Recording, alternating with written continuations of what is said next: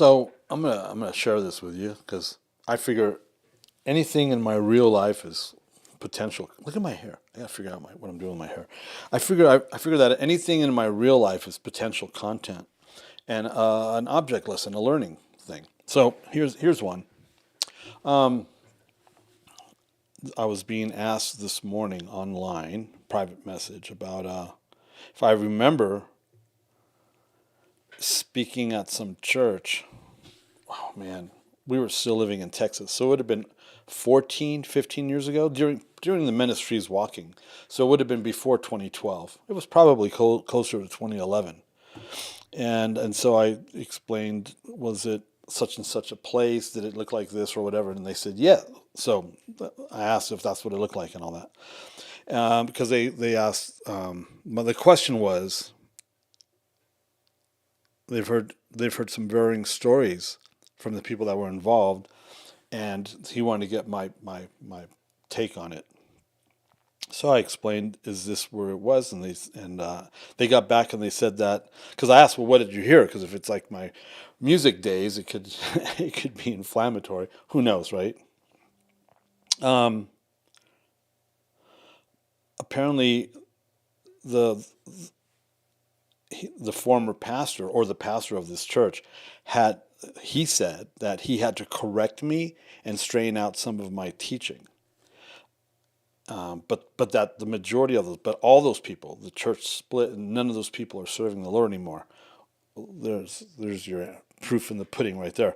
And so I said, well, so I asked, was I correct about the place in question? And they said I was. And I go, well, then how much more would I remember any such encounter of being corrected by a pastor and being straightened out for my doctrine or theology or for whatever, my teaching? And and that I would remember something like that. So no, that didn't happen. And the fact that none of them are serving the Lord anymore supports my position on, and I would never, anyway. And so I asked, where's this pastor now? And this is the part that I wanted to get to. Apparently, tragically, he lost his wife 4 years ago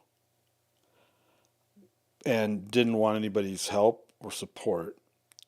But he's now living with a married woman who he had been counseling, her and this woman and her husband. He's now living with this married woman. He believes that God blessed him with her and that his deceased wife spoke to him from beyond the grave, giving her his blessing. And this is after being involved with two women between that time period. So why would I share this information? Well, because this is why. Because the crux of it is the simplicity of obedience to Jesus just isn't good enough with the majority of Christianity. There's no way any of that is sound. There's no way any of that makes sense. There's no way that any of that is that the Lord's involved with any of that. You've heard me say this a gazillion times. Time tells all. This guy wants to believe he straightened me out and had to correct my teaching. I know that's not true. I would remember that. That never happened. But the fact that he would say that, and then now here we are 14 years later or something like that, and where he's at and where he's been at for the last 4 years. See, the thing is, this isn't about me and whether I was correct or needed straightening out. And this isn't about this guy either. It's about what we're talking about. That time tells all, that you shouldn't be lying to make yourself look good about anything or about anybody. But more importantly, here's why I'm sharing this with you. What is it about the simplicity of the gospel? What is it about the simplicity of the teachings of Jesus? What is it about the simplicity of Jesus that people just won't cooperate with, that people just won't submit to, that people just won't give their lives over to? Why isn't that enough? Why isn't that enough? Well, if you don't fear God, this is freaking me out. If you don't fear God and you haven't allowed yourself to be broken on the rock of his salvation, and if you haven't positioned yourself to have a revelation of the person of Jesus, the person of Messiah, then you can't be walking in that place that we're supposed to be walking in. Then you can't be walking in that place of transformative power and authority, let alone that allowing yourself to be transformed by the power of Holy Spirit. I mean, did we not read? Here's what we read on Tuesday. On Tuesday in our study on Corinthians, that the weapons of our warfare are not of flesh, and that we have divine power to destroy strongholds. But if you're not doing anything to learn about the fact that you have divine power to destroy strongholds, because I'll tell you what, lying about people, boasting about making yourself look better than somebody else, like this guy was apparently doing, and then having an illicit affair and saying that God ordained it and that your dead wife is talking to you from beyond the grave and she also those are strongholds. That's a whole bunch of demonic stuff right there. I mean, how demonic is that? So if you're not positioning yourself to even know that you have divine power to destroy strongholds, and then to learn how to utilize that divine power and what it looks like to discern it, and to get and to work like Paul says, an athlete. I mean, no wonder you're going to have strongholds manifest in your life, because it doesn't just happen overnight. This guy was obviously already doing some goofy stuff to get to that point. See, I wrote this down. The simplicity of obedience to Jesus just isn't good enough. Why? And we're supposed to use that divine power to destroy strongholds and to destroy arguments and every lofty opinion raised against the knowledge of God. That would be a lofty opinion raising itself against the knowledge of God. To suggest that, no, I can live with a married woman, with someone else's wife, because God told me that it was okay. That's a lofty opinion that's being raised against the knowledge of God. And then to say that that you're talking to the dead, you can't do that. And if the dead did speak to you, I remember being at a church. Remember that church I talked about that was like the worst church ever in Texas? They were I don't know what the heck they were doing, but they were bringing in other people from other faiths. It was like this, I don't know, like bring a different pastor to church week or something. I don't know. But they brought in some Catholic priests, and the guy actually said he said something about, he was talking about talking to the dead, that when the dead come to talk to you, and I'm like, and I stood up and I went, excuse me, you are, and I looked at the elders and I go, why are you allowing this man to speak to us about talking to the dead? That's a spiritual perversion. You can't allow that. This literally happened on a Sunday morning. You can ask my wife.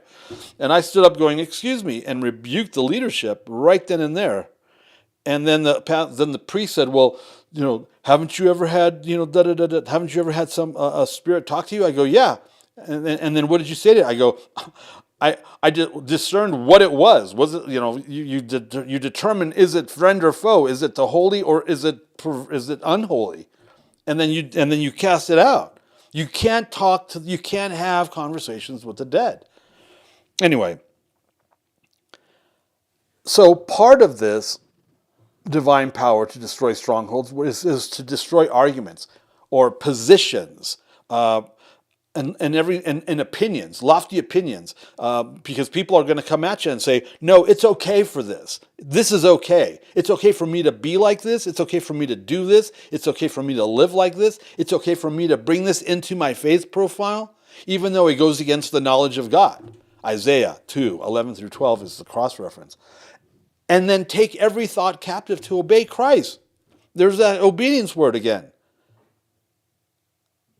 Being ready to punish every disobedience.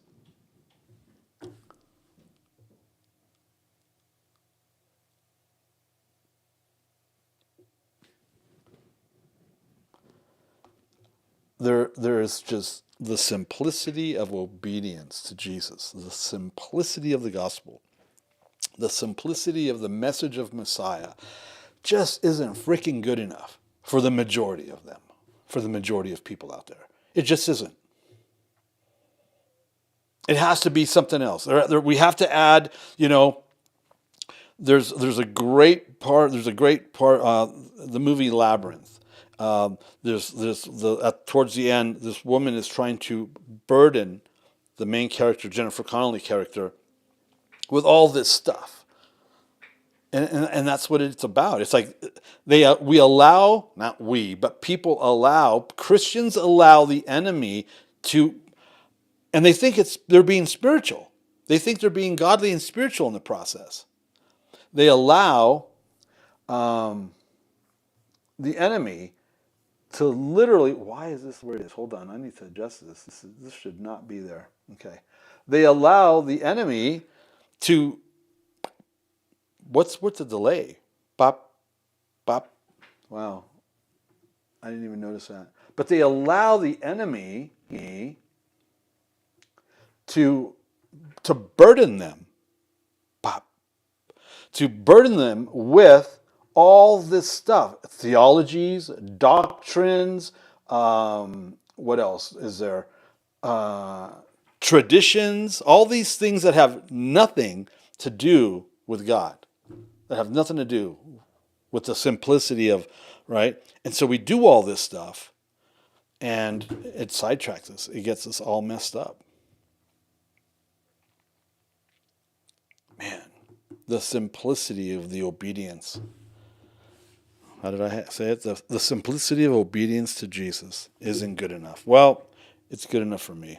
I hope it's good enough for you. It was a delay thing. I don't know. Hey, so yeah, let's do this. We are in verse 8. Are we not? Here we go. Verse 8, for even if I boast a little too much of our authority which the Lord gave for building you up and not for destroying you, I will not be ashamed. I do not want to appear to be frightening you with my letters, for they say, his letters are weighty and strong, but his bodily presence is weak, and his speech of no account. Let such a person understand that what we say by letter when absent, we do when present. Not that we dare to classify or compare ourselves with some of those who are commending themselves. He's talking about false apostles. He's defending his ministry. But when they measure themselves by one another and compare themselves with one another, they are without understanding. Proverbs 26:12. Yeah, just mentioned that. But we will not boast beyond limits, but will boast only with regard to the area of influence God assigned to us, to reach even to you. Remember how Paul was saying, hey, some say that you're from Paul, some say you're from Apollos. Factionalism, we can't do that. And you can't also check this out, for we are not overextending ourselves as though we did not reach you, for we were the first to come all the way to you with the gospel of Christ. We do not boast beyond limit in the labors of others, but our hope is that as your faith increases, our area of influence among you may be greatly enlarged. They want to expand. They want to grow their ministry, their territory, so that we may preach the gospel in lands beyond you without boasting of work already done in another's area of influence. See, that's the thing. They weren't going to step on somebody else. Like Paul's not going to step on Apollos and to expand his territory, right? There's rules. Let the one who boasts boast in the Lord. He's quoting, for it is not the one who commends himself who is approved, but the one whom the Lord commends. Yeah. Hey, that's the end of that.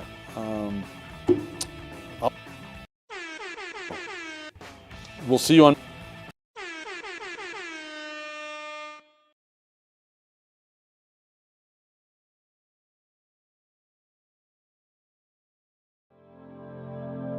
The views and opinions expressed during our broadcasts are solely those of the broadcast producers, hosts, and/or guests, etc., and are not necessarily the views or opinions of the Travelog Network, its sponsors, or affiliates.